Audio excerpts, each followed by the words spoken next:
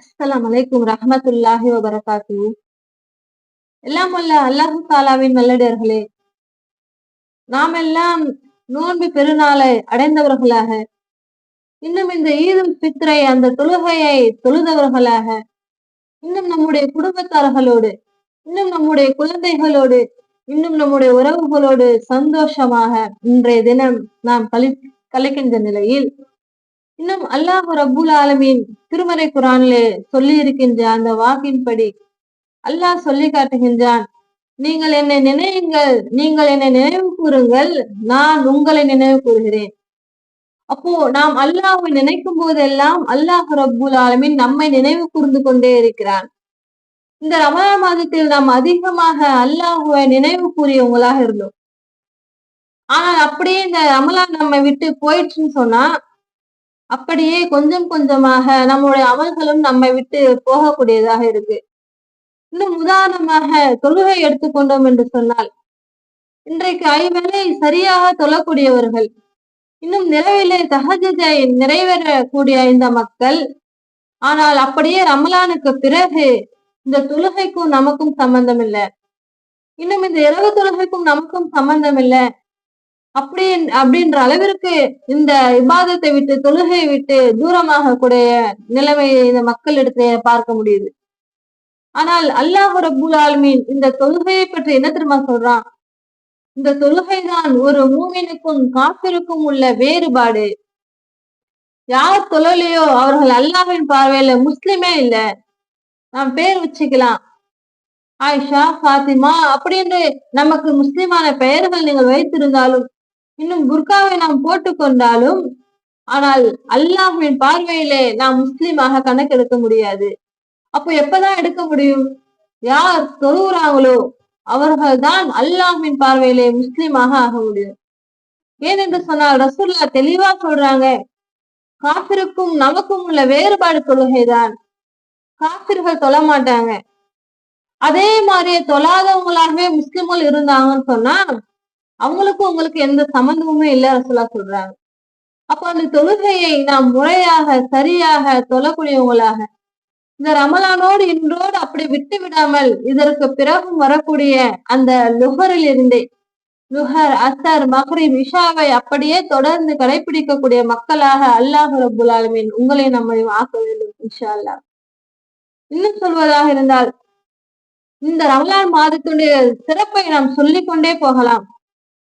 நபிகள் நாயகம் ஸல்லல்லாஹு அலைஹி வஸல்லம் சொல்றாங்க, யார் ஒருவர் அல்லாஹ்வின் பாதையில் நன்மையை எதிர்பார்த்தவங்களாக இந்த ரமலானிலே ஒரு நாள் நோன்பு நோற்றாரோ, அல்லாஹ் அவர்களை 70 ஆண்டுகள் நரகத்திலிருந்து முகத்தை திருப்பி விடுகிறான், நரகத்திலிருந்து பாதுகாப்பளிக்கிறான். சுப்ஹானல்லாஹ், அல்லாஹ் ரப்புல் ஆலமீன் எப்படி கருணையாளனாக இருக்கிறான் பாருங்கள். இந்த 30 நாள்ல யாரெல்லாம் எத்தனையோ நோன்பை வீணாக்கி இருப்பாங்க, ஆனால் ஒரு நோன்பிற்கான நன்மையை அல்லாஹுடைய தூதர் சொல்றாங்க, ஒரே ஒரு நாள் நீங்கள் நோன்பு நோற்றால் உங்களின் முகத்தை அல்லாஹ் ரப்புல் ஆலமீன் 70 ஆண்டுகள் நரகத்திலிருந்து தூரமாக்குகிறான். அது மட்டும் இல்ல, இன்னும் நிறைய அச்சத்தோடு இன்னும் நன்மையை எதிர்பார்த்தவங்களாக யார் இந்த ரமலானிலே நோன்பு நோற்றாரோ அவர்களுடைய முன் சென்ற பாவங்கள் அனைத்தையும் அல்லாஹ் மன்னித்து விடுகிறான். சுப்ஹானல்லாஹ், அல்லாஹ் ரப்புல் ஆலமீன் இந்த மனித குலத்தின் மீது அதிகமாக ஏராளமாக அன்பு வைக்கக்கூடியவனாக இருக்கிறான். இன்னும் அதே போல அல்லாஹ் ரப்புல் ஆலமீன் இந்த நோன்பு 30 நாட்களிலுமே ஒரு சூப்பர் மிராக்கல் நடக்குது தெரியுமா? நாளை அல்லாஹ் ரப்புல் ஆலமீன், அதாவது நரகத்திலே சில மனிதர்கள் இருப்பாங்களாம், நரகவாசிகளை இந்த ரமலானிலே ஒவ்வொரு இரவிலும் சில மனிதர்களை அல்லாஹ் நரகத்திலிருந்து எடுத்து சொர்க்கத்திற்கு அனுப்புகிறான். அல்லாஹ் அக்பர். அல்லாஹுடைய பெருந்தன்மை நரகத்தில் இருக்கக்கூடிய அந்த மக்களை ஒவ்வொன்றாக ஒவ்வொரு இரவிலும் சில நபரை தேர்ந்தெடுத்து அவர்களை நரகத்தில் இருந்து எடுத்து அல்லாஹ் ரப்புல் ஆலமீன் சொர்க்கத்திற்கு அனுப்புகிறான். அப்போ இப்படி ஏராளமான சிறப்புகளை சொல்லிக்கொண்டே போகலாம். இன்னும் பாவங்கள் அல்லாஹ் ரப்புல் ஆலமீன் இந்த மாதத்திலே அதிகமாக மனிதர்களுடைய பாவங்களை மன்னிக்க கூடியவனாக இருக்கிறான். அல்லாஹ் ரப்புல் ஆலமீன் சொல்லும் பொழுது, இந்த மனிதர்கள் தவறு செய்யக்கூடியவனாக தான் படைச்சிருக்கேன், இந்த மனிதன் நன்றி கெட்டவனாக இருக்கிறான், இன்னும் அதிகமாக பாவம் செய்யக்கூடியவனாக இருக்கிறான். ஆனாலும் அவன் செய்த பாவத்தை உணர்ந்து ரப்பு இருக்கிறான், அல்லாஹ் இருக்கிறான், அவன் நம்மை மன்னித்து விடுவான். அல்லாஹ் ரப்புல் ஆலமீன் நம்முடைய பாவத்தை அலட்சியப்படுத்தி விடுவான், அவன் நமக்கு அருள் புரிந்து விடுவான் என்று என்னை நம்பி அவன் என்னிடம் கையேந்தினால், யா அல்லாஹ் என்னை மன்னித்து விடு, யா அல்லாஹ் நான் தெரியாமல் அறியாமல் அலட்சியத்துல பண்ணிட்டேன், என்னுடைய பாவத்தை நீ மன்னித்து விடு என்று அல்லாஹ்விடம் கேட்டால் அல்லாஹ் ரப்புல் ஆலமீன் அப்படியே மன்னிக்க கூடியவனாக இருக்கிறான். இன்னும் சந்தோஷமாக மன்னிக்க கூடியவனாக இருக்கிறான். இந்த மனிதர்கள் செய்யக்கூடிய பாவத்தை சந்தோஷமாக மன்னிக்கக்கூடியவனாக ஒரே ஆள் நம்மளுடைய ரப்பு மட்டும்தான் இருக்கான். அதாவது ஒரு குழந்தை தப்பு பண்ணுச்சுன்னு வைங்களேன், ஏதாவது சிந்திருக்கும், ஏதாவது பண்ணிருக்கும், ஏதாவது சொல்லி பேச்ச கேட்காம இருந்திருக்கும். திரும்ப வந்து அந்த குழந்தைமா சாரிமா அப்படின்னா எத்தனை பேர் மன்னிக்கிறோம்? நீ பண்றதெல்லாம் பண்ணிட்டு திரும்ப சாரி கேட்பேன் அப்படின்னு மன்னிக்காம அது அந்த அந்த குழந்தைய அப்படி அலட்சியப்படுத்தக்கூடியவங்களாக இருப்பாங்க. ஆனா அல்லாஹ் ரப்புல் ஆலமீன் நம்ம எவ்வளவு பெரிய பாவம் செய்திருந்தாலும் சரிதான், அதை அல்லாஹ்விடம் நாம் யா அல்லாஹ் என்னை மன்னிச்சுடு, யா அல்லாஹ் நான் அறியாம செஞ்சுட்டேன், என்னுடைய தவறுனால நான் பண்ணிட்டேன், தெரியாம பண்ணிட்டேன், யா அல்லாஹ் என்னை மன்னித்து விடு, உன்னை தவிர மன்னிப்பவன் வேற யாரும் இல்லை என்று அல்லாஹ்விடம் நாம் கையேந்தினால் அல்லாஹ் ரப்புல் ஆலமீன் நம்முடைய பாவத்தை மன்னிக்கிறான். மன்னிப்பதோடு மட்டுமில்லாமல் சந்தோஷமாக மன்னிக்கிறான். அப்போ அப்படிப்பட்ட ரப்புவிடத்திலே நாம் நெருங்குவதற்கு ரொம்ப பெரிய கஷ்டமா? ஒரு கஷ்டமும் இல்லை.